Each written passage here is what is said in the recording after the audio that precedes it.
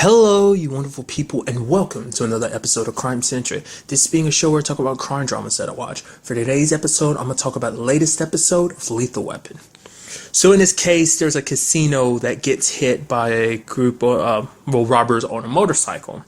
And there's only one witness to it. It's this, I forgot what the job title would be considered, but the lady's name is Sarah. She serves drinks. I think that's what her job title would be, sir. Nevertheless, she basically gave them saying like, oh, it's a bike with like a snake design on it. But then like Bailey and Cruz look through the surveillance tapes and they're like, wait a minute. She actually left before the bikers hit. So I was like, how would they know that? So it's kind of like, oh, maybe she's an inside woman, which I was kind of thinking that was going to be the case or something like that.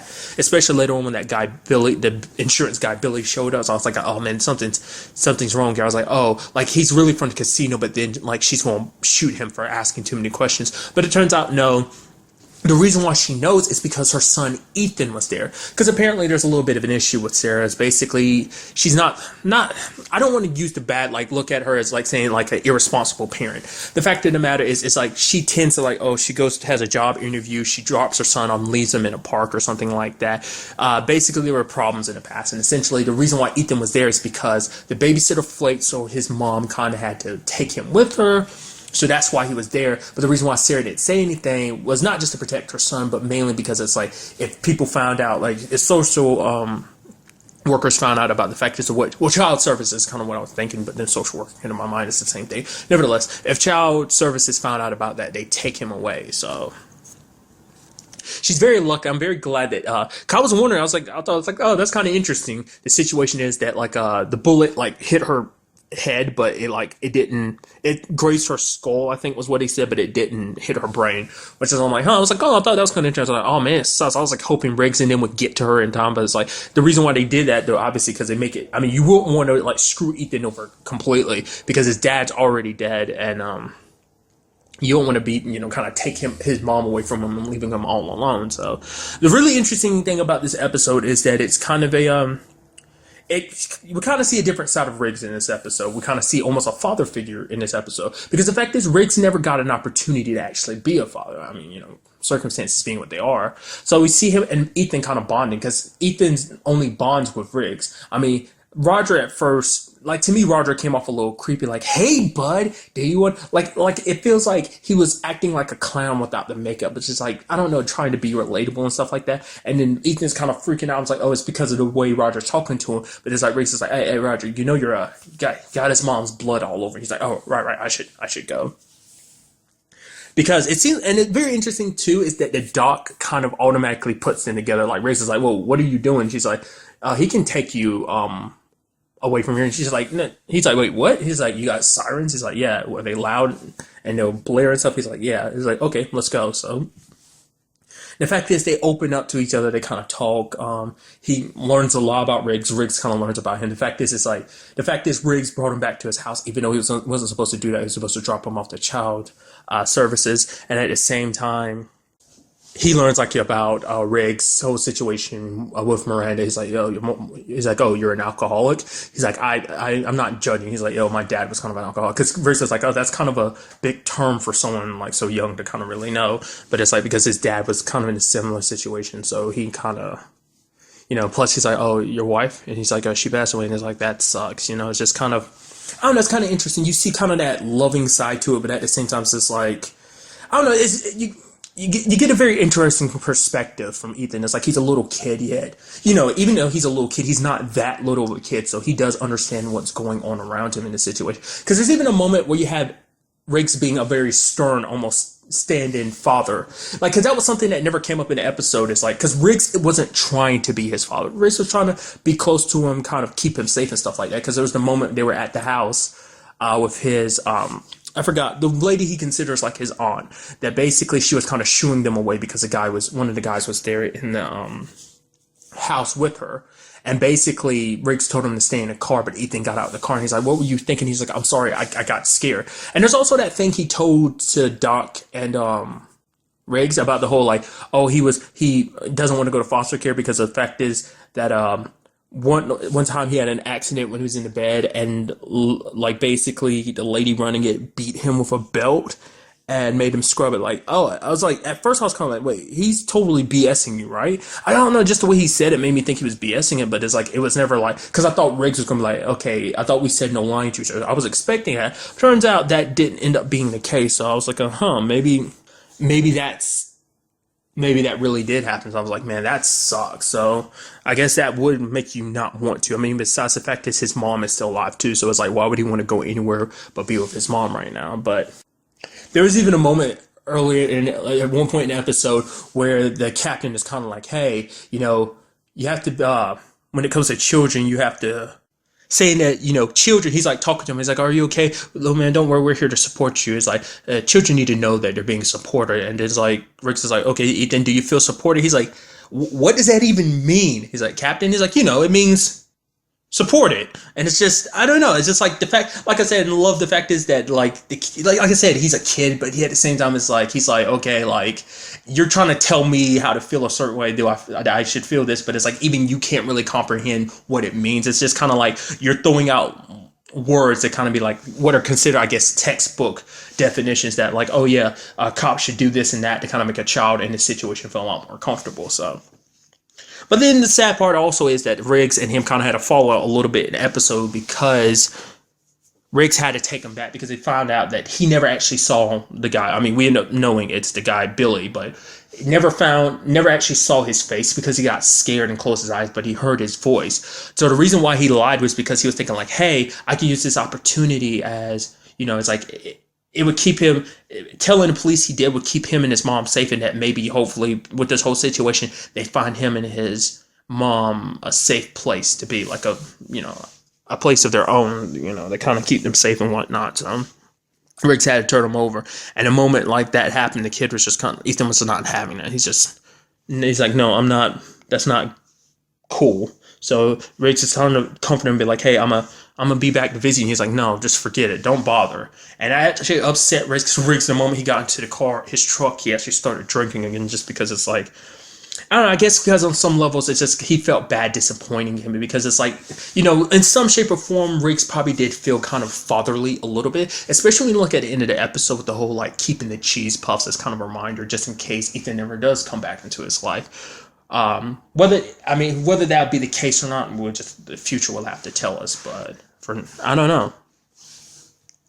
But the fact of the matter is, I'm actually, like, probably the most action-packed part of the episode was the fact is that you had, Riggs taking down all four of those biker dudes when they actually tracked him back to his place, taking them all down by himself. I was like, that's pretty impressive. I did like the little cutaway they did where it's kind of like both Riggs and Billy got the guns to each other, pow, and it cut back to Ethan, and then someone stepping in. I was like, okay, so let me guess, Riggs got shot and he's down, and the guy's coming and get. But it's like, nope, it was Riggs. Riggs came out on top, not wounded, just took everybody down systematically. It's like, just comes to show you just how much of a badass that he is. And then while he was running, carrying Ethan away, telling him to keep his eyes closed, Ethan opens his eyes and sees Billy kind of sitting. He's like, Riggs! And then all of a sudden you see Roger pop up on a motorcycle and shoot him down. And it's just like, I was wondering what Roger was going to do, because the fact is he shows up on his motorcycle. Like, you cut to him, like, on his motorcycle, traveling towards him. So I was kind of like, how is that going to play out? I wonder. It's like, what's he going to do? Is he going to come in, like, and back Riggs up or what? Which he did. I was also wondering, it's like, oh, is he going to do some kind of sick motorcycle thing? Like, he slides and his motorcycle trips up one of the guys or something like that? No, he shows up and just shoots the dude. But still, it was kind of badass, and he got the nerve to kind of take the helmet off and kind of look all smug, like, yeah, that was pretty badass. And then have Martin shut him down immediately and be like, oh man, you have a motorcycle. I was like, man, I didn't know you were a motorcycle guy. And it just kind of makes him a little sad, because literally everyone doesn't think he's a motorcycle guy, just because I guess the type of personality he is, the way he is, he's kind of a goofy guy, so I guess you wouldn't expect him. I guess motorcycle people are a little more hardened and grizzled, I guess. It's kind of a stereotypical biker. So he's had everyone tell him that. He's had Bailey tell him that. The guy he ended up buying the bike from is like, oh, you're a bike guy? Because apparently he used to have one back in the day before, or around the time RJ was little, but he kind of sold it.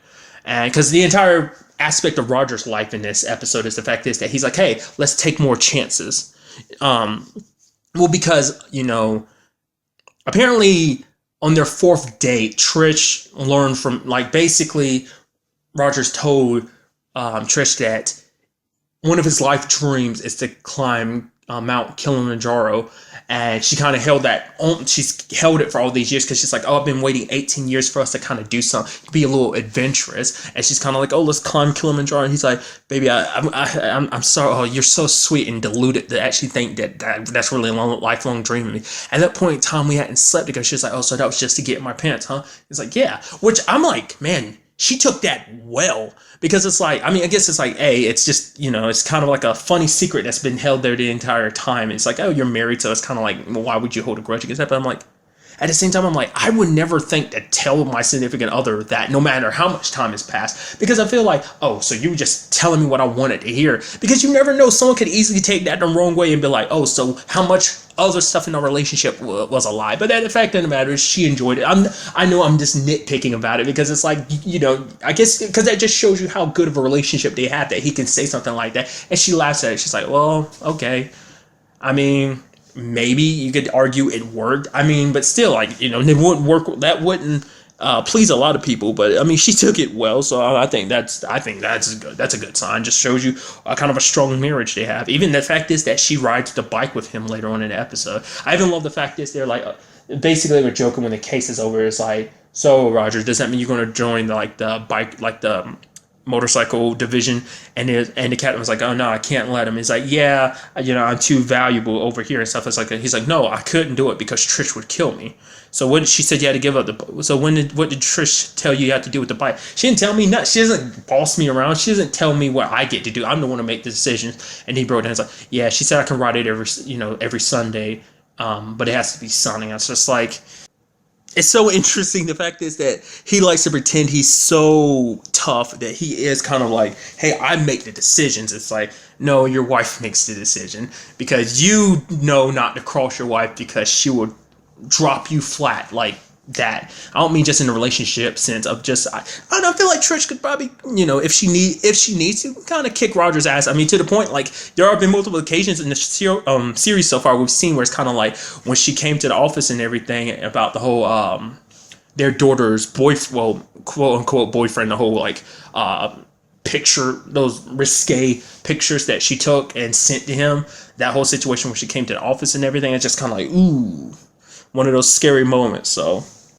I think like another thing to kind of comment on this episode is the fact is that Riggs does still have that dog. At the beginning, he's not really taking care of it much. It's like, I mean, he's like, what? You want food? You ate yesterday. It's like, dogs need food to eat every day, Riggs. I mean, just because you don't eat every day. And then, the dog ended up stealing his meal right out of the refrigerator. So it's like, he kind of deserved that. But also, he ended up receiving a check for selling his house. And it was like $147,000. And it basically at the table in the casino, he ends up putting it down on 26 black. Roger's kind of like, oh, what are you doing? That's a safety net. He's like, fine, you know what? You want to spend your money? Go ahead. And it's spinning. And then he grabs it up. He's like, no, I'm not going to do that. And then it ends up stopping on black 26. And it's like, huh.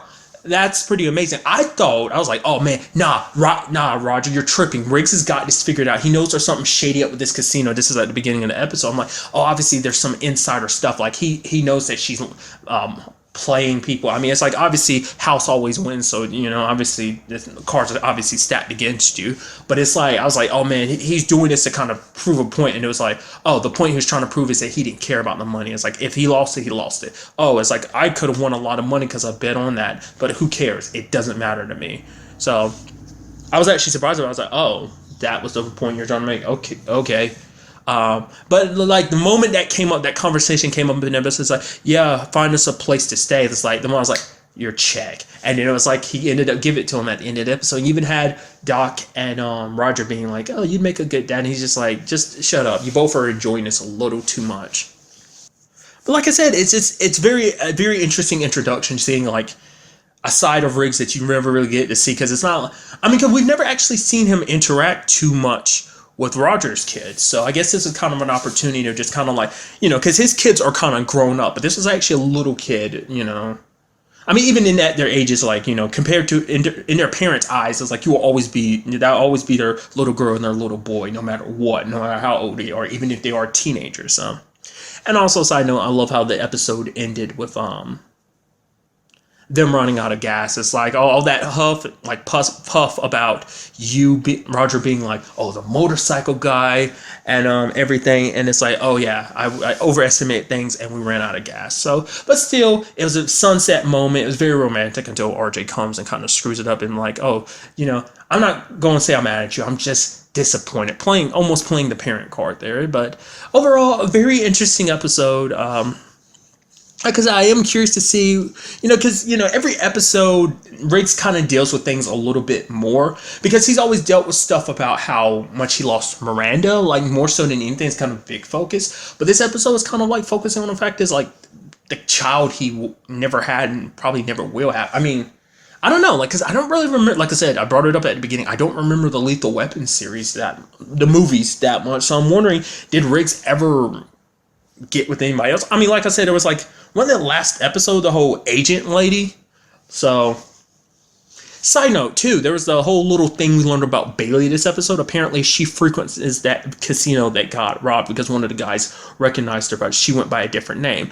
I'm still waiting for the episode where we learn more about Cruz, because there was that whole thing about him, and it kind of looked like something Bailey was kind of interested in, like that kind of bomb guy that he was talking to and stuff like that. It sounded like the guy knew Cruz very well, so it's kind of like I'm still waiting for the episode where we can kind of get a look at his past, but I don't know, maybe we'll get it soon enough. So I'd love to kind of learn a little bit more about Roger's past too, because obviously we learn a lot about Riggs' past a little bit.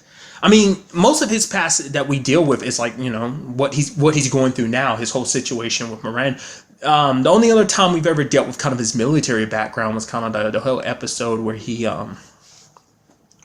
was dealing with that soldier who was kind of like, on those pills, and the only way he could calm himself down was just like drinking milk and stuff like that. So, like I said, overall, a very good episode, and can't wait to see the next one. But really, that's all I want to talk about in this episode. Till the next time we meet, be happy, be safe, live life to the fullest, and enjoy it. Good day, and goodbye.